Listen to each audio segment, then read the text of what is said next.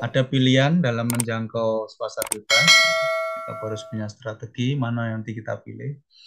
Yang pertama, ekspor dan impor. Ya, kita bisa mengirim atau mendatangkan barang. Kemudian trading companies. Ya, kita buat eh, perusahaan yang untuk perdagangan. Ya, jadi kita buat di sana boleh.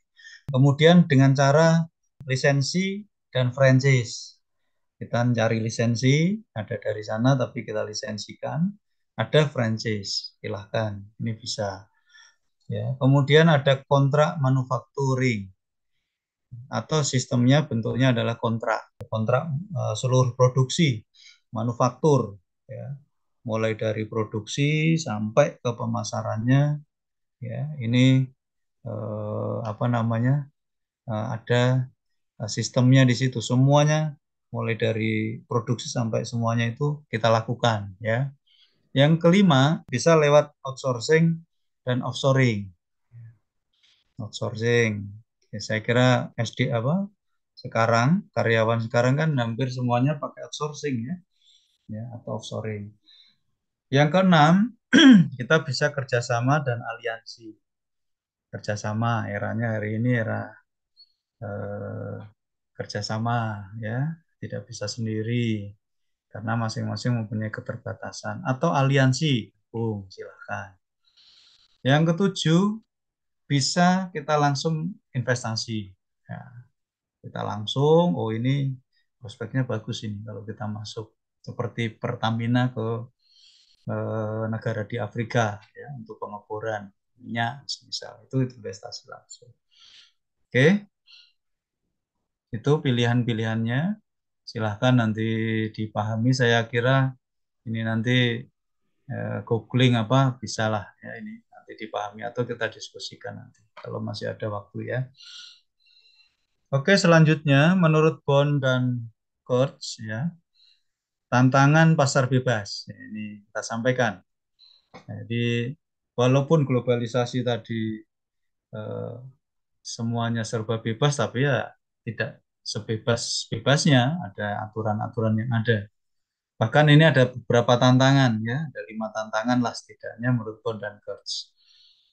Yang pertama, dampak perekonomian pada ancaman terorisme. Nah, di masalah keamanan ini luar biasa, ya. Kalau di sana ada masalah dengan keamanan, terorisme misal, ya, ini perekonomian pasti berdampak, ya.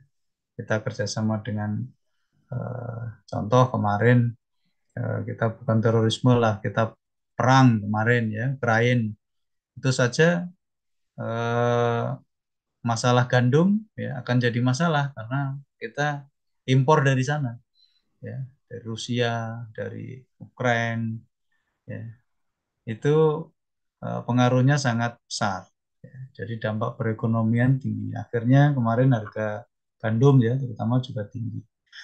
Ujungnya ke tepung juga makin naik kemarin. Itu berdampak. Nah, itu tantangan, ya, terorisme atau mungkin peperangan dan seterusnya. Kemudian pergeseran perekonomian informasi global. Jadi informasi global ini luar biasa, ya. Jadi adanya pergeseran informasi global yang dulunya tidak semua orang tahu, sekarang tinggal klik semuanya tahu, ya. Oh, di sana seperti apa informasi di Belanda, informasi di mana, Timur Tengah. Nah, ini pergeserannya kan di Timur Tengah kan juga luar biasa perekonomiannya. Yang ketiga, semakin menuanya populasi dunia. Ya, ini tantangan.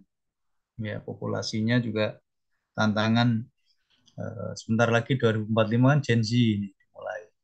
Makin tua populasinya, makin banyak. Yang keempat, kebutuhan memperbaiki kualitas dan layanan pelanggan. Kita harus, kalau mau masuk ke pasar bebas, harus world class performance. Ya, jadi performance kita harus kelas dunia. Ya. Kualitas dan layanan kita ke pelanggan harus kelasnya ya kelas dunia kalau mau masuk pasar bebas. Itu tantangan itu. Kalau di Indonesia ya Indonesia kelas performanya kelasnya di Indonesia saja. Tapi kalau sudah kelas pasar bebas, globalisasi ya harus class performance ya. Kemudian yang kelima, usaha pada persaingan semua kekuatan negara. Jadi semuanya sudah masuk di situ. Ini tantangannya. Ya, semuanya punya strategi, semuanya eh, apa namanya pengen bermain ngambil market share semua. Nah, ini kan tantangannya luar biasa. Oke, itu ya. Selanjutnya ada teori siklus hidup. Insya Allah masih ada 2 slide lagi ya. Ada yang pertama teori siklus hidup produk, ya produk life cycle. Ya, ini produk itu pasti ada masa-masanya nanti. Ada masa produksi, kemudian perkenalan, ya kemudian nanti ada masa growth, ya pertumbuhan, kemudian nanti kalau sudah ini ya kedewasaan, maturity, kemudian baru decline. Nah, itu ya siklus produk. Nah, dimulai dari dia eh, bayi gitu ya kalau istilahnya, kemudian dewasa, kemudian dia berkembang, kemudian dia pada puncaknya baru pasti akan turun produk itu. Ya, itu teori siklus hidup produk. Maka nanti pada saat mau turun ya harus disiapkan lagi strateginya sehingga turunnya juga bisa agak lama atau didorong oleh produk yang baru. Yang kedua ada teori merkantilisme. Ini kaitan dengan adanya intervensi pemerintah. Nah, ada tarif dan kuota impor. Tadi ada kebijakan tadi loh. Ya, walaupun bebas, tapi ada beberapa kebijakan dari suatu negara ya yang juga kita harus ikuti. Yang kelima, teori keunggulan komparatif tadi, David Ricardo, perbedaan produktivitas sebuah negara. Tuh, sudah. Absolut, ini disampaikan Adam Smith, spesialisasi dalam menghasilkan produk dan mengimpor produk yang memiliki keunggulan absolut. Oke. Jadi ada spesialisasi khusus nanti ya di suatu negara itu. Kemudian teori Heckler-Ohlm. Ini saling mempengaruhi sumber daya masing negara dan ditentukan oleh faktor pendukung. Ada tanah di sana, ada tenaga kerja dan modal. Ya, jadi dia bicaranya di SDM masing-masing negara. Ada yang saling butuhkan, ya, ada yang impor kemarin apa namanya batu bara, ya. Kemudian ada yang ini sudah mulai ke baterai gitu kan, lithium dan seterusnya, nikel. Oke, satu lagi ya, next slide. Hambatan pasar bebas sekarang, hambatan ekonomi, adanya perubahan ekonomi, ya, perubahan ekonomi luar biasa, apalagi ada peperangan seperti ini. Ini hambatannya salah satunya, pasti ya akan mempengaruhi pasti.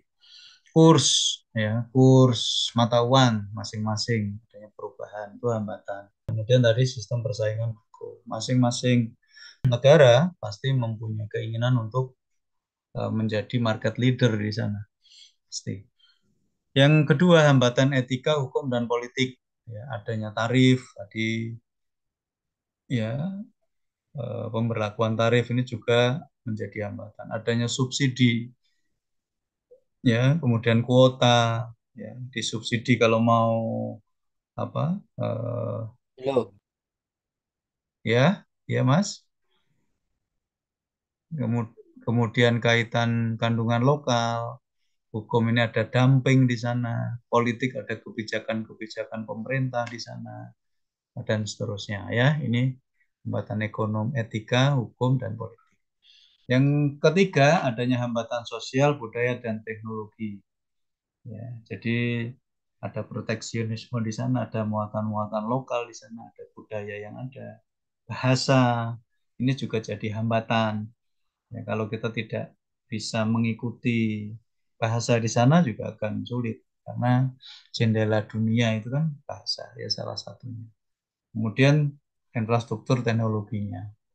Ya, kalau di Indonesia misal yang agak Indonesia Timur itu kan infrastrukturnya juga masih kurang. Ini jadi hambatan.